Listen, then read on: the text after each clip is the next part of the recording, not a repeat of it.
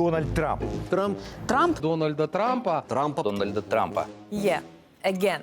Donald Trump, who wants to make America great again, is filling the airwaves of Russian television one more time. No wonder NATO, one of Russian TV's main enemies, may be coming to an end.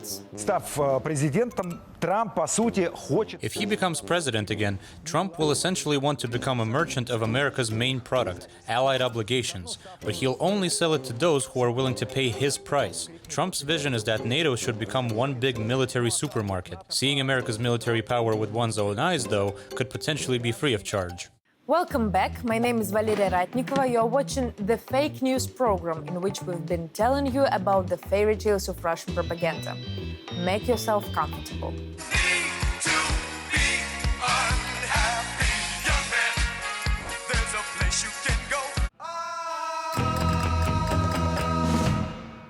Donald Trump is back on the campaign trail. He promises to withdraw the US from NATO if Europeans do not pay for defense, thus threatening European countries. This is not a bluff, relishes Dmitry Kisilov, one of Russia's top propagandists. И когда Дональд Трамп говорит, что выведет США из НАТО, When Donald Trump says he will withdraw the US from NATO, he is not joking or bargaining. This is the firm belief of his former national security aide, John Bolton. For NATO, it's the end of the organization. It is a disaster for Europe, which for decades has relied only on the alliance and US weapons in matters of security. Russia's war against Ukraine has already aggravated security concerns. Eastern European countries are convinced if Ukraine falls, Vladimir Putin would not stop there. On the other hand, American military resources are being depleted. On Russian TV, they say with a wink, "What if you guys need it yourself?" And then there is Donald Trump on the horizon, threatening to leave NATO. отражение одной воздушной атаки с помощью... The cost of defending against a single air attack with American air defense systems is comparable to the annual budget of an average European city, which could also potentially be defended. It is not an easy task for Europe. Ukraine cannot wait, and something must be left for themselves. We have one question. Who might Europe possibly need to defend itself against? As they say, take a wild guess. But let's look more thoroughly into Donald Trump's statements. They asked me that question. One of the presidents of a big country stood up and said, well, sir, if we don't pay and we're attacked by Russia, will you protect us? I said, you didn't pay? You're delinquent? He said, yes, let's say that happened. No, I would not protect you. In fact, I would encourage them to do whatever the hell they want. You got to pay. You got to pay your bills. In Europe, Trump's statements have indeed raised concerns. Both officials from Brussels and presidents like Emmanuel Macron and the European press have once again questioned whether it is worth rethinking the promise of American security. On Channel 1 of Russian television, Europe's days are already numbered. In fact, we've heard many times about projects like the European Defense Community since the 1940s. Later, after the end of the Cold War, Europeans talked several times about the need for an independent European army. Macron likes to talk about Europe's strategic autonomy and sovereignty. And now we see a new wave. Will this wave subside like the previous ones, leaving no trace behind? Or is it finally being taken seriously? What do you think? Я думаю, что...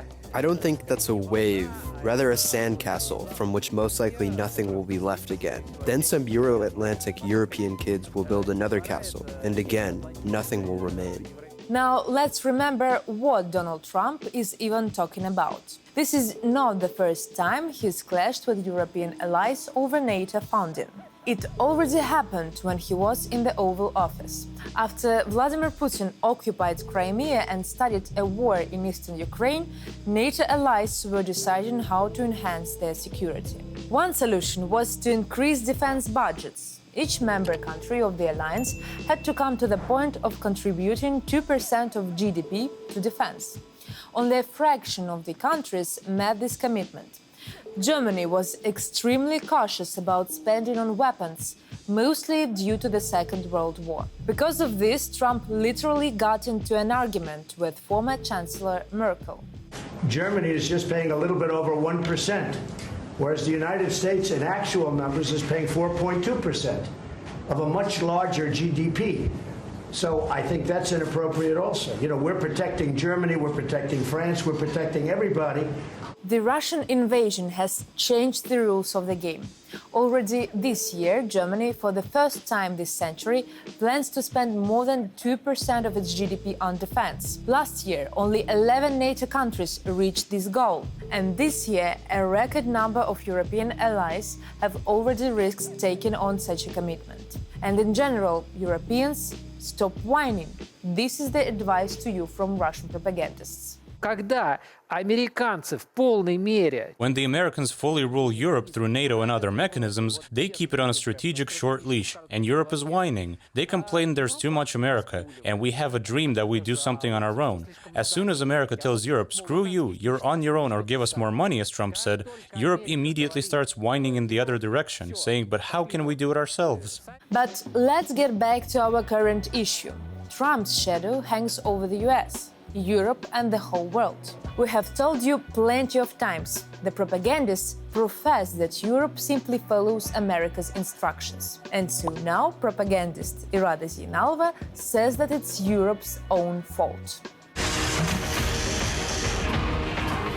И как на вопрос одного из европейцев, а если мы... And when one European asked, what if we can't pay? Will you protect us from the Russians? Will you defend us?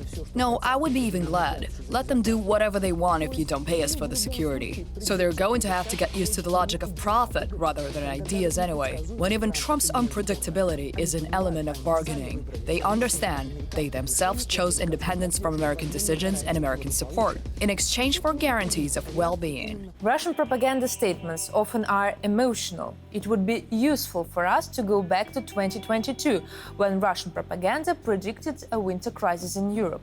Impose sanctions, assist Ukraine with weapons, then you will freeze. It got to absurd levels. Сейчас ситуация аховая. Вместо того, It's looking bleak. Instead of joining Russia and cleansing Ukraine from Nazism, Europe chose to follow the US in supporting a coup in Ukraine, nurturing Nazism and turning Ukraine into an anti-Russian country, leading to hostilities and suicidal sanctions. The Germans have already decided everything there. It will be 17 degrees indoors during the winter months, or even 15. We'll be there, the Czechs are saying we'll burn everything just to keep ourselves warm. Well, first of all, let's burn down Ukraine and then everything else that remains. Did you freeze? Let us know in the comments. Was it difficult sometimes? Fair enough, we can't exclude that. But it seems we've been lucky with no fires in the Czech Republic, for the sake of keeping warm. Well, that's all we have for now. You've watched an episode of the program Fake News. My name is Valeria Ratnikova. Give us a like. Stay tuned.